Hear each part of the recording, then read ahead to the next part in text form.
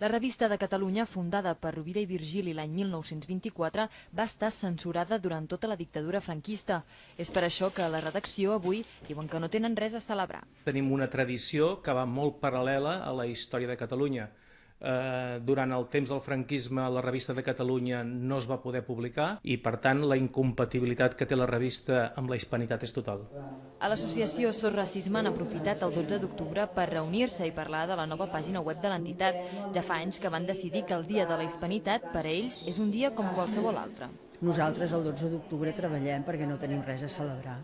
Va contra els nostres principis, tot el que tingui a veure amb imperialisme, amb colonització, perquè imperialisme, colonització és equivalent de no respectar els drets d'altres pobles. A Sos Racisme no són els únics que creuen que l'imperialisme i el colonialisme no són motius de celebració. A l'Ateneu L'Harmonia, a Sant Andreu, han seguit amb la programació habitual de tallers. Aquest matí, classes de meditació i de tai chi.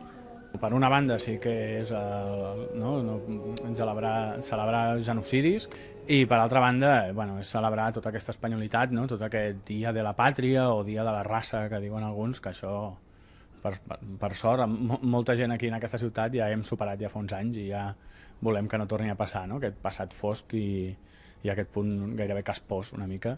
No són les úniques entitats que per unes raons o altres han decidit que avui no és un dia festiu. De fet, en prop de 50 ajuntaments a Catalunya també s'hi treballa.